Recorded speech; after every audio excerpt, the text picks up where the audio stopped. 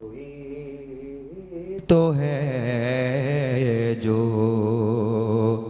نظام ہستی چلا رہا ہے، وہی خدا ہے، دکھائی بھی جو نہ دے نظر بھی جو آ رہا ہے، وہی خدا ہے، کوئی تو ہے، وہی ہے مشرق، وہی ہے مغرب، سفر کریں سب اسی کے جانب، وہی ہے مشرق، وہی ہے مغرب، سفر کریں سب اسی کے جانب، دکھائی بھی جو نہ دے نظر بھی جو آ رہا ہے، وہی خدا ہے، کوئی تو ہے، تلاش اس کو نہ کر بتوں میں،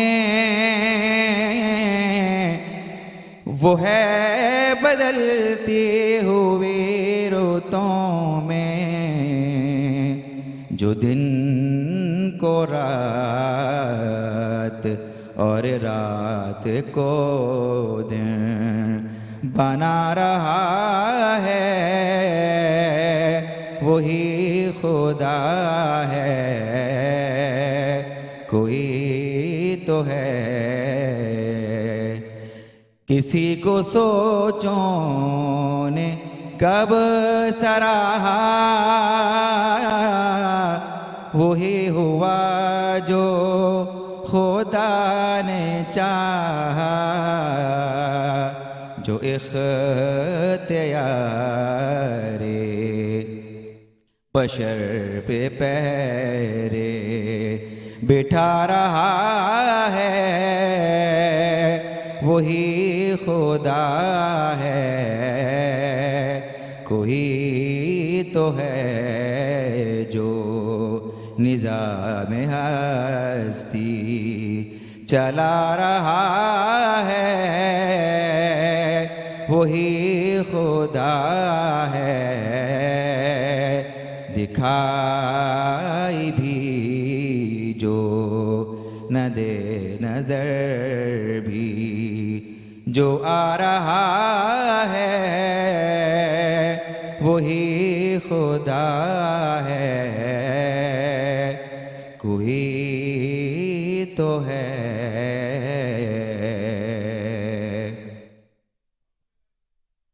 الرحمن الرحیم۔ تمام دیکھنے اور سننے والوں کو ذیشان اظہر کی جانب سے پیار بھرا سلام۔ آج جمعے کا دن ہے اور ہم ٹرم ٹو ٹرم اور ڈے بائی ڈے یعنی اب ہم گھڑیوں کے حساب سے سمت میں بڑھ رہے ہیں 15 شعبان کے، اور 15 شعبان کیا ہے اس بارے میں جانیں گے، 15 شعبان کی فضیلت کے بارے میں جانیں گے سیگمنٹ ایک نصیحت ایک وظیفہ میں۔ کہ اس سے پہلے بتاتا چلوں کہ ہمیں جوائن کیا عبدالرزاق باجوان ہیں۔ السلام علیکم ورحمۃ اللہ۔ جی وعلیکم، کیسے مزاج ہیں آپ کے؟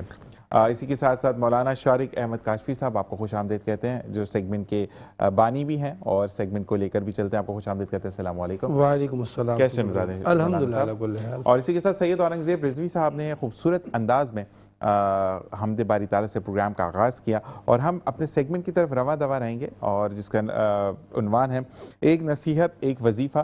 اور مولانا صاحب میرا سوال یہ ہے کہ 15 شعبان کی 15ویں شب کو شب برات کیوں کہا جاتا ہے؟ بسم اللہ الرحمن الرحیم، کل امر حکیم، صدق اللہ العلی العظیم۔ دیکھیں، جسے نام سے ہی ظاہر ہے، شب کے معنی ہوتے ہیں رات کے، ایسا ہی ہے، اور برات کے معنی ہوتے ہیں نجات کے، کہ ایسی رات جو نجات والی رات ہو، ٹھیک ہے، کہ اس دن ہمیں کوئی نجات ملے۔ اچھا، نجات تو مطلب کبھی بھی مانگ سکتے ہیں، لیکن خاص اس دن کیوں کہا گیا؟ یقیناً اس میں حدیث پاک کچھ فضیلتیں آئی ہوں گی. تو شب برات کا جو مین معنی بنتے ہیں نا، یعنی کہ نجات والی رات، اس کے معنی یہ بنتے ہیں. اب اس کو اگر دیکھیں قرآن حدیث کی روشنی میں، تو سورہ دخان کی آیت نمبر 4 میں ہوتا ہے کہ اس میں لوگوں کے سارے کام لکھ دیے جاتے ہیں. جو اعمال جو نیکسٹ ایئر وہ کرے گا اس کی زندگی میں، وہ چیزیں لکھ دی جاتی ہیں. حدیث میں ثابت ہے کہ کیا نام ہے، روایتوں میں آیا کہ اس دن بندے کا رزق لکھ دیا جاتا ہے. کریم آقا صلی اللہ علیہ وسلم ایسے مروی ہے، حضرت عائشہ صدیقہ رضی اللہ تعالیٰ فرماتی ہیں کہ میں نے دیکھا کہ ایک شب حضور صلی اللہ علیہ وسلم اپنے حجرے میں نہیں ہیں، تو میں تلاش کرنے گئی تو دیکھا جنت البقیع میں موجود ہیں. تو میں دیکھا کہ کریم آقا صلی اللہ علیہ وسلم نے کہا کہ اے عائشہ، آج کی رات اللہ تبارک و تعالیٰ آسمان دنیا پر تجلی فرماتا ہے. سبحان اللہ. اور بنی کلب، کلب کہتے ہیں بکری، ایک قبیلہ مشہور تھا کلب، یعنی کہ بکریوں والا قبیلہ. اس قبیلے میں نا بکریاں بہت تھیں. تو حضور پاک صلی اللہ علیہ وسلم نے اس کی مثال دی اور کہا کہ اللہ نے فرمایا کہ اللہ تبارک و تعالیٰ بنی کلب، جس قبیلے میں بکریاں بہت زیادہ موجود ہیں، اس بکریوں کے بال جتنے ہوتے ہیں، ایک تو کثیر تعداد میں بکریاں موجود ہیں، اور ذیشان پہ ہمارے سر پہ بال ہم گن نہیں سکتے، لیکن ایک بکریوں کے پورے جسم میں بال ہوتے ہیں. تو کہا کہ وہ کثیر تعداد میں رکھنے والے جو قبیلہ جو بکریوں کو رکھتا ہے، اس میں بکریوں میں جتنے بال ہیں، اللہ تبارک و تعالیٰ اس دن بندوں کی مغفرت فرما دیتا ہے. سبحان اللہ. تشریعات میں آتا ہے کہ سوائے دو لوگوں کے، یہ بھی سنتے جائیں. ایک تو وہ کہ جو شرک کرتے ہیں، تو اللہ کی ذات بالا میں کسی کو شریک کرتے ہیں، اور دوسرا جو کسی کے لیے کینہ رکھتے ہیں. تو میں اس رات میں ایک ایڈیشن میں بھی کرتا چلوں جو میں نے پڑھا تھا کہ وہ جو والدین کا نافرمان ہے، آگے مزید چیزیں آئیں کہ والدین کا نافرمان ہے، شراب کا عادی، زانی، یہ ان لوگوں کے لیے متعلق آیا کہ اس دن وہ محروم ہو جاتے ہیں. لیکن اللہ کی رحمت بہت بڑی ہے، ہم ان کے لیے بھی دعا کرتے ہیں کہ اللہ پاک اس کے دل کو پھیر دے. لیکن اس رات جو برات والی رات ہے، تو ہمیں چاہیے کہ ہم ویسے کام کریں کہ جو ہمیں واقعی برات مل جائے جہنم سے. قرآن و حدیث میں اس کی اہمیت، دیکھیں اس کی اہمیت تو میں نے آپ کو بتایا نا کہ جب بنی کلب کے بکریوں کے برابر بال کے لوگ بخشے جا رہے ہوں، تو بندے کو کیا چاہیے؟ حضور نے فرمایا کہ ایک رات ایسا بھی ہے کہ جس میں اللہ تبارک و تعالیٰ آسمان دنیا سے تجلی فرماتا ہے کہ ہے کوئی بخشش مانگنے والا. ایک بندے کو زندگی میں چاہیے کیا؟ مجھے بتائیں. آپ نیک کام کرتے ہیں، نماز پڑھتے ہیں، روزہ رکھتے ہیں، زکوٰۃ دیتے ہیں، حج کرتے ہیں، عمرہ کرتے ہیں، نیک اعمال کرتے ہیں کہ اللہ راضی ہو جائے. ہے کوئی بخشش مانگنے والا؟ سبحان اللہ. اسے بخشش دے دوں. سبحان اللہ. اچھا، ایک بندے کو نا پوری زندگی ٹینشن ہوتی ہے کہ مطلب مجھے رزق مل جائے، پیسے مل جائے، دولت مل جائے، گھر کا گزر بسر ہو جاتا ہے. کوئی رزق مانگنے والا؟ سبحان اللہ. ہے کوئی مغفرت کا طالب؟ ہے کوئی توبہ کرنے والا؟ اور یہاں تک کہ صبح ہو جاتی ہے، حضور صلی اللہ علیہ وسلم فرماتے ہیں کہ میں یہ چاہتا ہوں کہ جس دن نامہ عمل بدلے جائیں، اس دن جو بدلے جاتے ہیں، تو میں یہ چاہتا ہوں کہ میں روزے سے ہوں. تو اس کا بہترین عمل ہے کہ بندہ روزہ رکھے. سبحان اللہ. اچھا، ایک چیز کہ ہمارا معاشرہ کس طرف جا رہا ہے، اس میں بہترین عمل کیا ہے. لیکن سب سے پہلے شب برات کے 2 دن پہلے، یعنی 13 شعبان کی رات سے پٹاخے عام ہو جاتے ہیں، پھلجھڑیاں عام ہو جاتی ہیں. اور اس دن جو میں نے سنا، جتنی میری کم تعلیمات ہے اس کے اندر میں نے یہ دیکھا کہ اس دن آسمان کو آگ دکھانا، یعنی شیطان نے آگ دکھائی تھی. تو ہمارے یہاں پر تو پٹاخے اور پھر پڑھائی کے عمل میں بہت، کیونکہ مساجد میں جو ہے وہ نوافل کا انعقاد کیا جاتا ہے، محفلوں کا انعقاد کیا جاتا ہے، تو باہر پٹاخے بجائے جا رہے ہیں. تو اس حوالے سے مجھے بتائیے گا کس طرف ہمارا معاشرہ گامزن ہے اور اس میں بہترین عمل کیا ہے. دیکھیں، سب سے پہلے میں آپ کے ٹی وی سے ایک میسیج دینا چاہوں گا. میسیج یہ ہے کہ یہ صرف مسلکی بات نہیں ہے، بلکہ تمام مذاہب کو کہتا ہوں کہ وہ دیکھ لیں کہ اگر اس رات آپ کو کوئی مسلمان پٹاخے پھوڑتا نظر آئے، فالتو کام کرنا نظر آئے، تو یہ ہماری تعلیمات نہیں ہے، یہ جہالت ہے. نہ اسے مسلک سے جوڑ سکتے ہیں، نہ مذہب سے جوڑ سکتے ہیں اسے. ٹھیک ہے، مطلب ان چیزوں کی طرف کوئی شرعی حیثیت ہی نہیں ہے. یہ تو اوٹ پٹاخ الجلول کام ہے، سارے خود بناوی چیزیں ہیں. بلکہ میں اس میں اور ایڈیشن کروں کہ بہت سے لوگ جو قبرستان جاتے ہیں، یہ سنت مبارکہ ہے، حدیث سے ثابت ہے، اس سے انکار نہیں ہے. لیکن ساتھ ساتھ آپ یہ دیکھیں کہ حضور نے فرمایا صلی اللہ علیہ وسلم کہ یعنی کہ قبرستان جاؤ تو اپنی قبر و آخرت کو یاد کرو. اگر کوئی شخص قبرستان جا کر بھی شغل میلے میں لگ جائے تو بھائی اب گھر بیٹھیے، زبردست، بڑی مہربانی. آپ کے قبرستان جانے کی حاجت نہیں ہے. اچھا مطلب جہاں آپ جا کر جو and of the moment day ہے وہاں پر قبرستان میں آپ جاتے ہو, جب جانے کے بعد قبر آخرت کی تیاری کا ذہن نہیں بنتا, شگل میلے کا, مجھے باہر جا کے پکوڑے کھانے ہیں, سکھ بوٹیاں کھانی ہیں, فلاں فیسٹیول نہیں ہے یہ. اور ایک چیز اور ہے کہ دوسرے کو نیچا دکھانا, میں نے تو اتنا بڑا ٹوکرا لیا تو تم نے تو پھول کی ایک تھیلی لی. دیکھیں وہ چیزیں دیکھیں بتانے کا مقصد ہے کہ پیارے بھائی بالکل قبرستان جائیں, انکار نہیں ہے, جانا چاہیے, سنت مبارکہ ہے, سال میں ایک بار ایک یہ سنت اپنانے کا موقع ملتا ہے. لیکن ساتھ ساتھ آپ یہ دیکھیے کہ حضور کی تعلیمات کیا ہیں. وہاں پہنچ کر آپ اس مردے کے لیے دعا مانگیں, اس کی بخشش کے لیے دعا مانگیں, اپنی قبر و آخرت کو یاد کریں, تمام امت مسلمہ کے لیے دعا مانگیں. مطلب اس لیے قبرستان جانا ہے کہ سارے ثواب کرنا ہے, اس سارے ثواب اپنے لیے لے کر بھی آنا ہے انشاءاللہ. سبحان اللہ. اور توبہ کرنے کا صحیح طریقہ بتا. میں نے آپ سے کہا نا کہ لاسٹ ٹائم ہماری بات ہوئی تھی, حالانکہ موضوع اس دن کا تھا کہ لوگ توبہ کو سمجھتے ہیں کہ شاید کانوں کو ہاتھ لگانا, ٹھیک ہے جی, کانوں کو ہاتھ لگا دیا, ہاتھ جوڑ لیا. دیکھیں میں نے آپ سے کہا تھا کہ 3 چیزیں ہیں توبہ کی, 3 چیزیں, اور بعض حالات میں 4 چیزیں ہیں. توبہ کی 3 شرائط اور بعض حالات میں 4 شرائط. پہلی شرط تو یہ ہے کہ جو اس نے غلطی کی ہے, اگر وہ غلطی کا اعتراف, اللہ کی بارگاہ میں اعتراف جرم کرنا ہے کہ اللہ مجھ سے یہ غلطی ہو گئی, وہ نہ بھی کہے, اس کا دل اس طرف مائل ہو جاتا ہے, تو اللہ تعالیٰ سب علیم الخبیر باتوں کو جاننے والا ہے. تو دل میں اقرار کرے کہ میں نے غلطی کی ہے, ندامت بھی ہونی چاہیے ذیشان بھائی. ایسا نہیں کہ فخر ہے کہ ہاں میں نے غلطی کی تو کیا ہو گیا, جیسے آج کل کرتے ہیں کہ غلط عمل کر کے. جی جی. تو ایک تو وہ چیز ہوئی کہ ندامت بھی رہے, پشیمان بھی رہا, اور تیسرا وہ عہد کرے کہ یہ غلطی انشاءاللہ وہ نہیں کرے گا. ٹھیک ہے, یہ 3 تو وہ چیزیں ہو گئی جو جنرل ہو گئی, جو اللہ حقوق اللہ کے معاملے میں آتا ہے. لیکن ذیشان بھائی میں نے پہلے بات بھی کہی تھی کہ چوتھی غلطی, جو مین غلطی وہ یہ تھی کہ میں نے آپ سے آپ کے 1 لاکھ روپے کھا لیے, تو میں حقوق العباد کی معافی اللہ سے کیسے لوں. ٹھیک ہے جی. تو چوتھی جو یہ توبہ کی شرائط یہ ہے کہ میں آپ کے 1 لاکھ روپے واپسی بھی کروں. بندے کو حقوق کو معاف کرنا, مطلب اگر بندے کا حقوق طلب کیا ہے تو چوتھی معاملہ یہ ہے کہ اس سے معافی مانگے. تو 4 چیزیں ہیں. ایک تو اعتراف جرم کرے گا, اللہ کی بارگاہ میں کرے گا, کسی کے سامنے کرنے کی ضرورت نہیں ہے اس سے, ٹھیک ہے. ندامت بھی رکھے, پشیمان بھی, جسے کہا بھائی نے سمجھایا اچھے طریقے سے, اور ساتھ ساتھ آئندہ نہ کرنے کا عزم ترک کرے. اور چوتھی چیز یہ ہے کہ کسی کا حق تلفی کی ہے تو اس کو وہ ادا بھی کرے.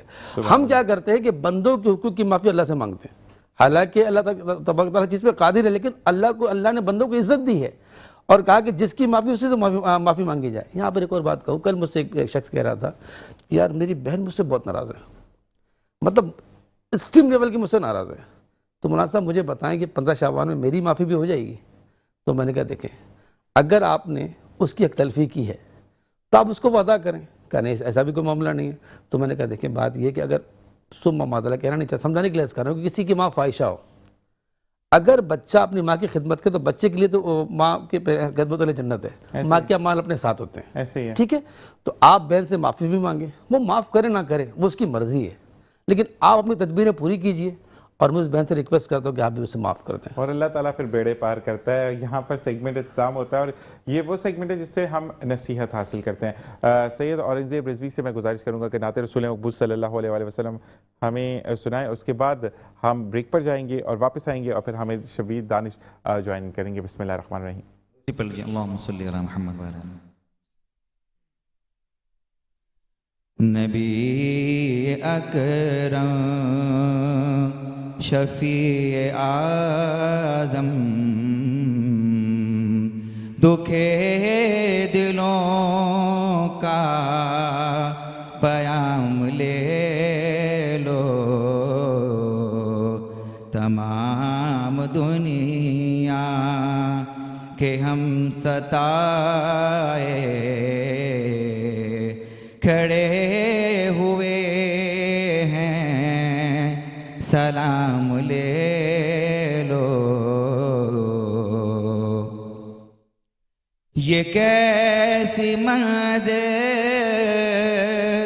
پہ آ گئے ہیں, نہ کوئی اپنا نہ ہم کسی کے, تم اپنے دامن میں آج آقا تمام اپنے غلام لے لو. نبی اکرم قدم قدم پر ہے خوف رہزن زمین بھی دشمن فلک بھی دشمن زمانہ ہم سے ہوا ہے بدظن تمہیں محبت سے کام لے لو نبی اکرم ہے اپنے دل میں یہ ارمان طیب مزار اقدس پہ جا کے ایک دن سناؤں ان کو میں حال دل کا کہوں میں ان سے سلام لے لو نبی اکرم شفیع اعظم دکھے دلوں کا پیام لے لو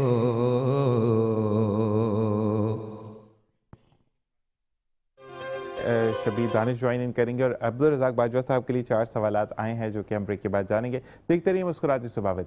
ذیشان ہے سر.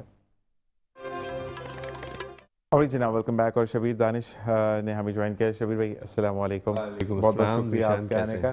عبدالرزاق بھائی آپ کے لیے سوال ہے کہ آپ سب سے پہلے کہ ہم کیا اس دفعہ رمضان کریم میں پرائزز کو کنٹرول کر پائیں گے, یعنی جو کیلا یا کھجور ہمیں 100 یا 150 روپے یعنی 200 روپے کا ڈبہ اگر کھجور کا ملتا ہے, 100 یا 150 روپے درجن کیلے مل جاتے ہیں, وہ آرام سے 800 یا 900 پہ چلے جاتے ہیں. تو کیا اس دفعہ جو موجودہ سندھ گورنمنٹ ہے اور جو کراچی میں ایگزسٹ کر رہے ہیں سندھ پاکستان پیپلز پارٹی, اس کو کنٹرول کرے گی؟ جی بسم اللہ الرحمن الرحیم. سب سے پہلے تو میں امت مسلمان کو رمضان کی آمد کی مبارکباد دیتا ہوں کہ اللہ سبحانہ تعالیٰ نے یہ ہم سب کو دیکھنا نصیب فرمائے اور اس کی رحمتیں سمیٹنے کی ہمیں موقع عطا فرمائے. میں تو یہ سمجھتا ہوں. جہاں تک رہی مہنگائی کو کنٹرول کی بات, تو یہ میں سمجھتا ہوں کہ بالکل ہونی چاہیے اور ہوگی انشاءاللہ. اللہ سبحانہ تعالیٰ کی مدد سے یہ سب کچھ کنٹرول ہونا چاہیے.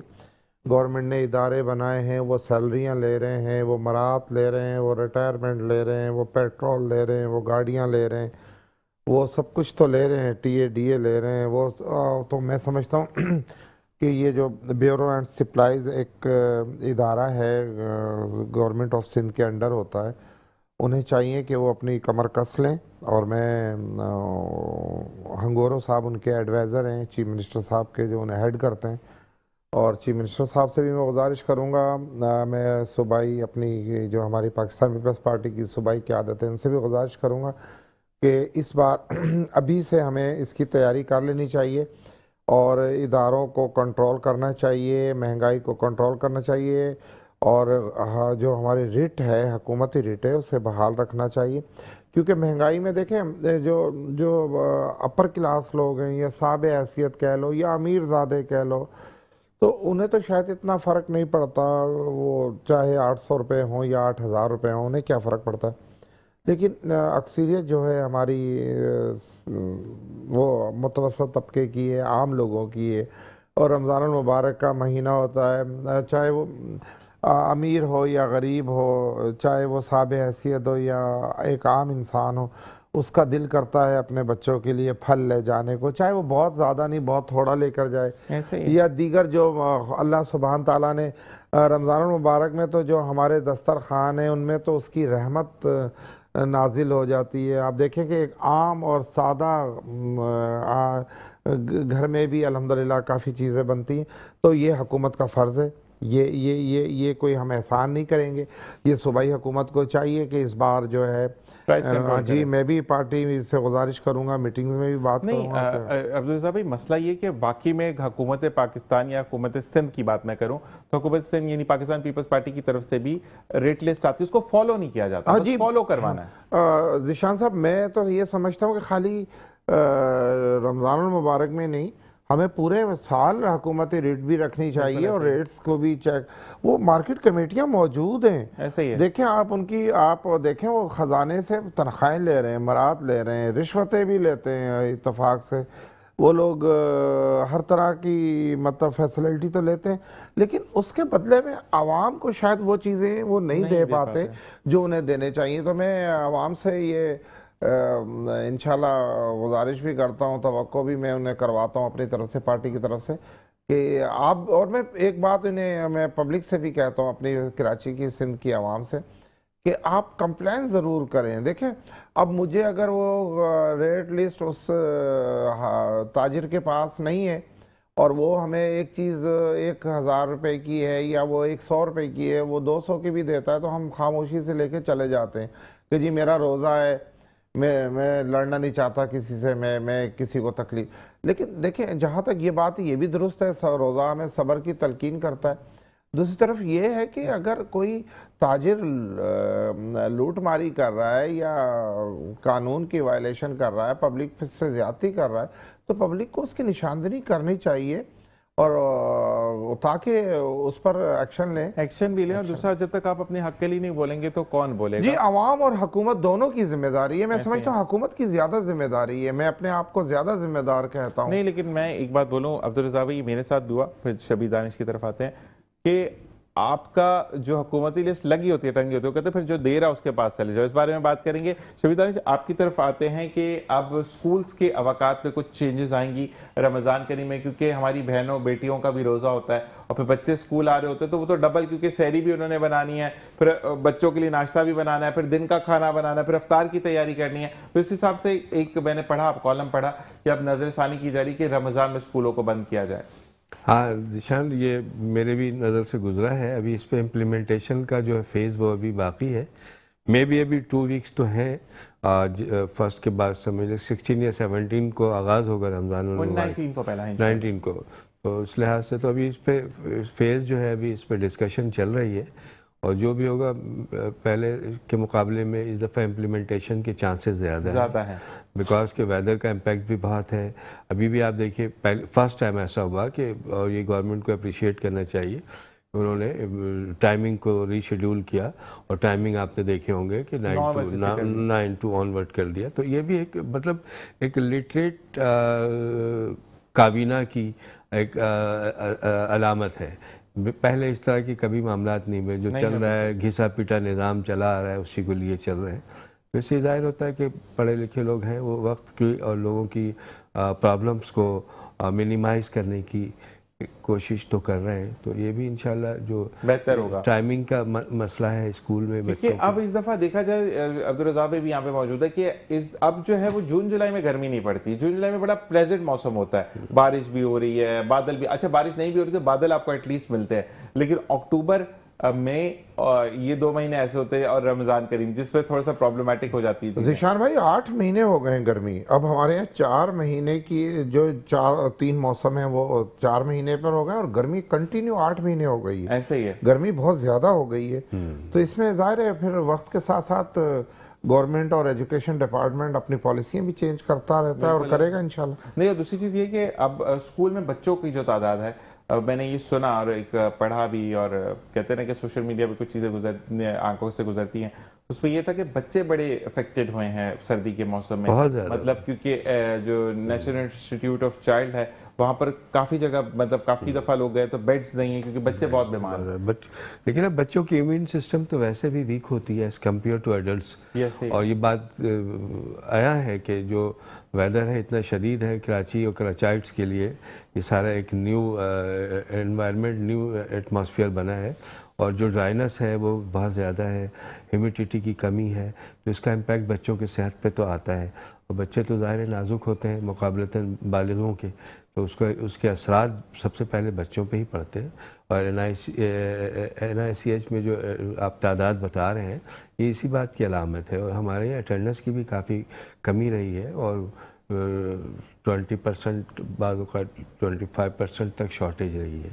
یہ تو میں خود. لیکن اب آپ لوگوں نے بھی ایز بینگ اے پرنسپل آپ لوگوں نے بھی ایک ریلیف دیا کہ واقعی میں بچے بیمار ہیں, وہ کیسے اسکول ہیں؟ ہمیں سیکریفائس تو کرنا پڑتا ہے. بالکل ایسے ہی ہے. لیکن اب کوئی ظالمانہ وہ لے کے تو نہیں بیٹھے ہیں ہم جس دور میں رہ رہے ہیں وہ تو ایک سائنٹیفک دور ہے, اور یہ ریئلائزیشن تو کرنی پڑتی ہے نا بینگ ایڈمنسٹریشن کہ بھئی آج کل ویدر کیا ہے, اس کا امپیکٹ یقیناً بچوں پہ آئے گا, ان کے پیرنٹس پہ بھی آ رہا ہے, بعض بچے بھی بیمار ہیں تو پیرنٹس بھی بیمار ہیں. ایسا ہی ہے, اب آپ ان کو سیکریفائس تو کرنا ہوگا. بالکل ایسا ہی ہے. عبدالرضا بھائی آپ کے لیے ایک میسج آیا ہے کہ آپ نے ہر پلیٹ فارم پر بیٹھ کر بات کی اباؤٹ گل پلازا, نااہلی پر بھی آپ نے ایکسیپٹ کیا ہے, یہ صرف آپ کیوں کرتے ہیں, باقی دیگر آپ کی پارٹی کے لوگ کیوں نہیں کرتے؟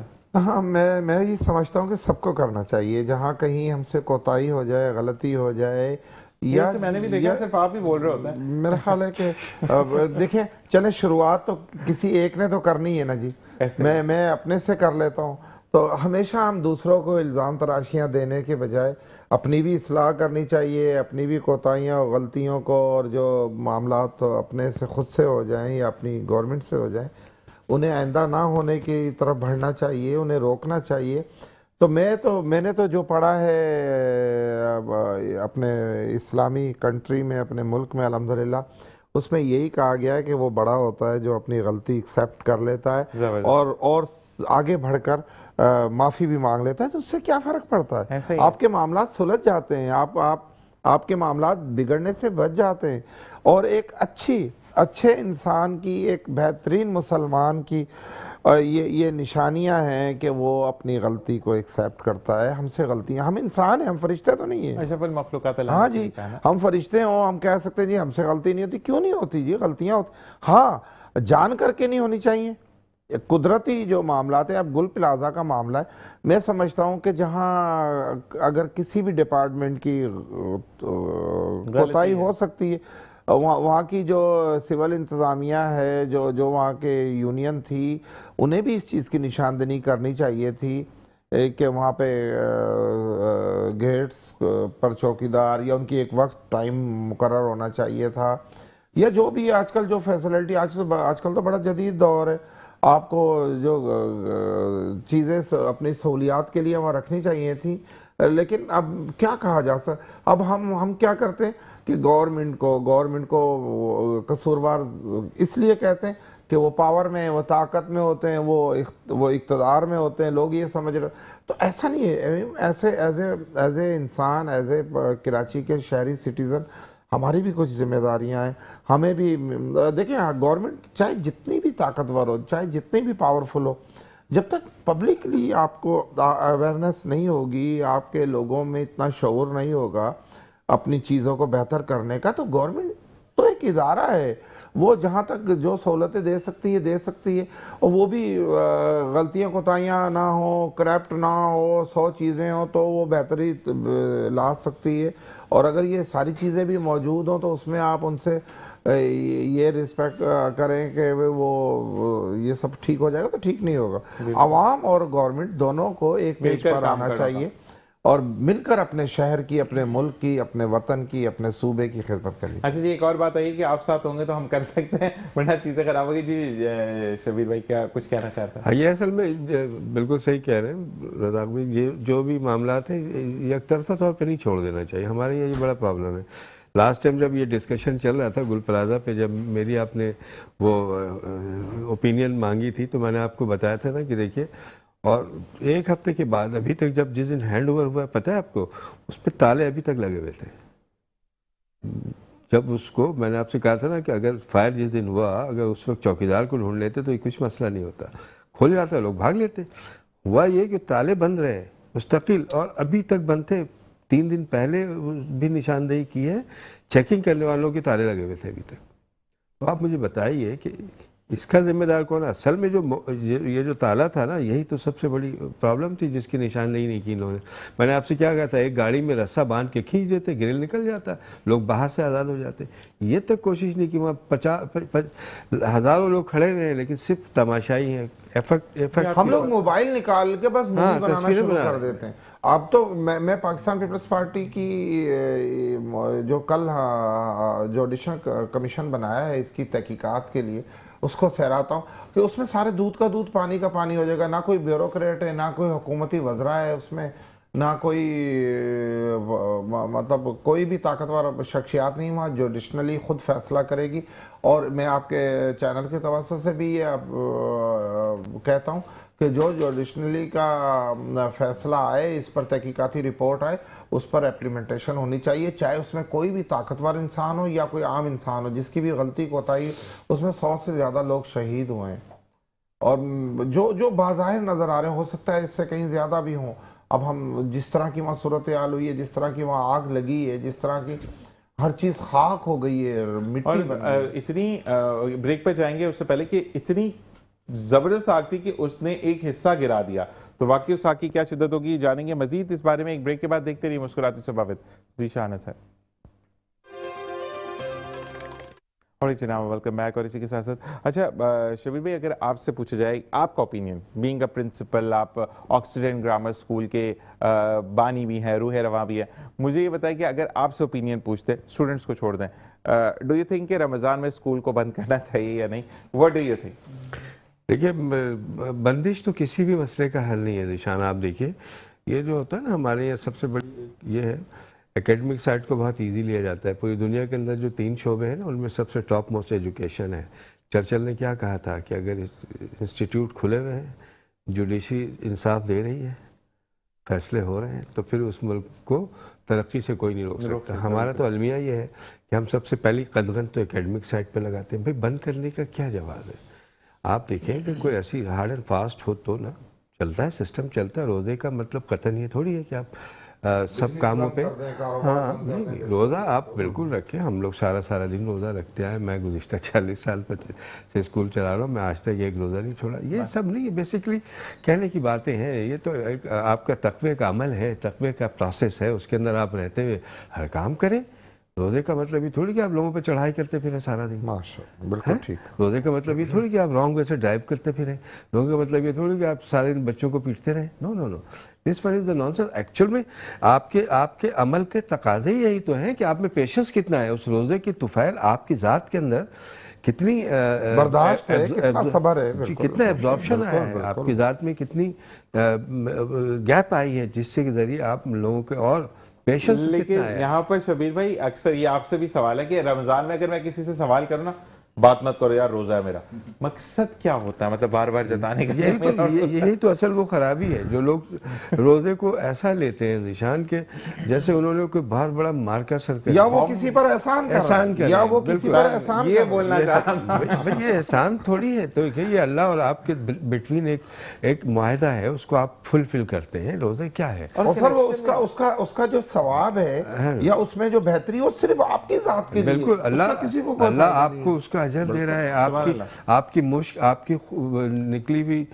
جو منہ سے خوشبو ہے اس کو مشک کا درجہ دے رہا ہے. بدبو کو مشک کا درجہ دے رہا ہے. آپ تصور کریں تو ان تمام چیزوں کو آپ اس اینگل سے لیں، نہ کہ اس کے اوپر آپ لوگوں کے اوپر احسان عظیم کرتے پھر رہے ہیں. فوراً دبا کے بجاتے ہیں روزہ ہے وہی روزہ ہے.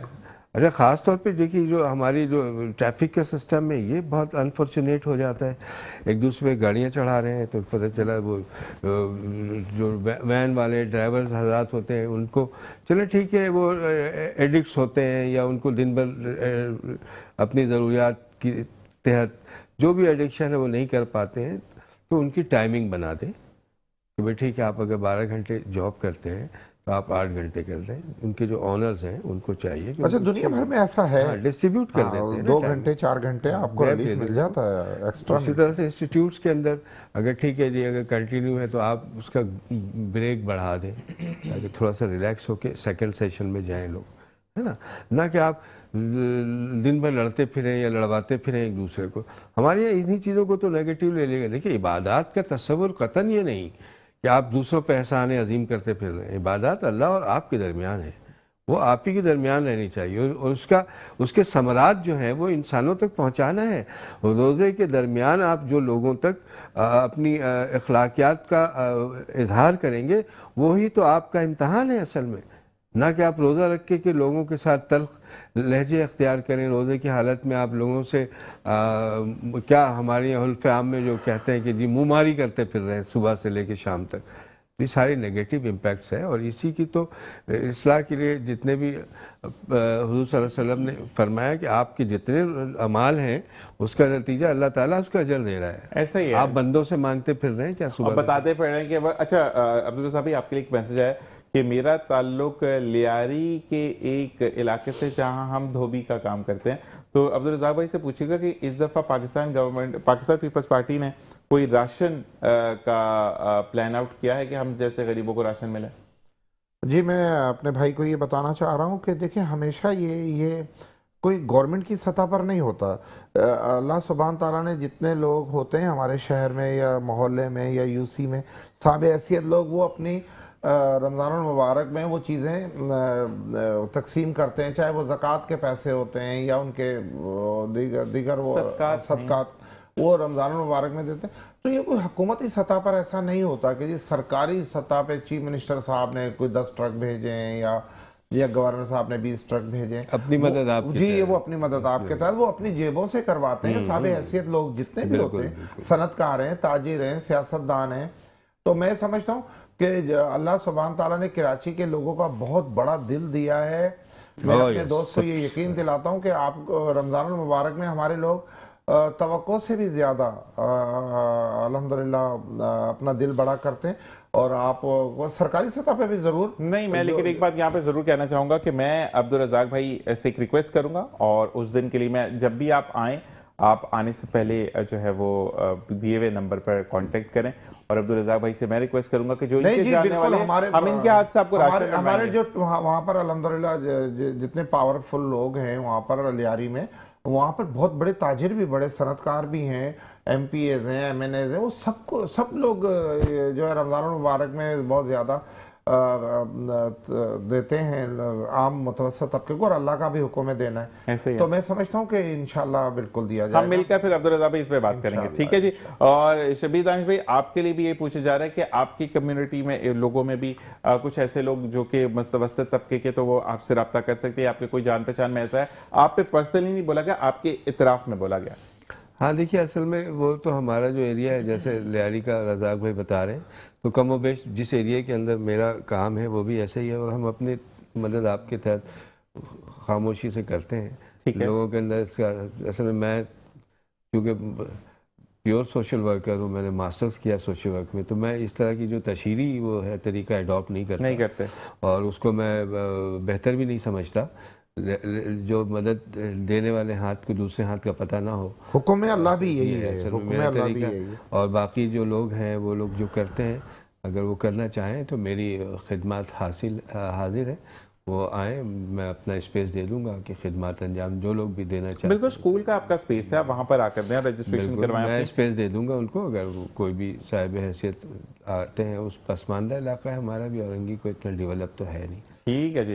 اور لیکن ذیشان بھائی ایک بات میں بتاؤں کہ کراچی میں اگر سمندر اللہ سبحانہ تعالیٰ نے دیا ہے نا، تو یہاں کے لوگوں کا بھی دل بہت بڑا دیا. کیا بات، جتنا میں کہتا ہوں کہ یہاں کے ہمارے، میں عام لوگوں کی بات کرتا ہوں. لوٹ لیا ویسے آج آپ نے محفل، یہ کہتے ہیں نا کہ آپ تینوں صوبوں کو دیکھ لیں، آپ کے پی کے کو دیکھ لیں، آپ بلوچستان کو دیکھ لیں، آپ پنجاب کو دیکھ لیں. 13 کروڑ عوام ہے پنجاب میں، اور کراچی آپ دیکھ رہے ہیں 3 کروڑ ہے یا 2.5 کروڑ ہے. سب سے زیادہ ڈونیشن کراچی سے جاتا ہے.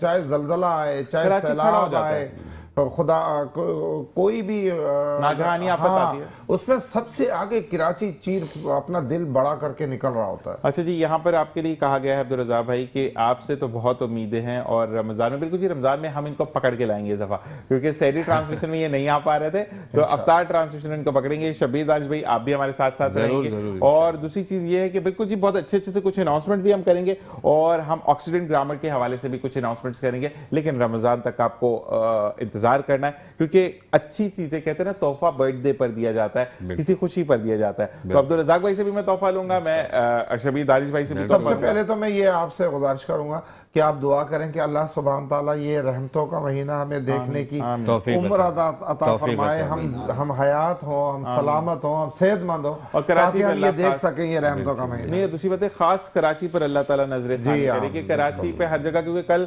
بچوں کی وین پہ جو آگ لگ گئی ہے، وہ گیس سلنڈر جو بلاسٹ اس ہوا، پر بھی دیکھیں عمل درآمد کرنے کی ضرورت ہے۔ ڈی آئی جی میں ابھی کتنی خوبصورت آپ نے یہ ذکر کر دیا، میں بھول گیا تھا، یہ کرنا تھا مجھے خود۔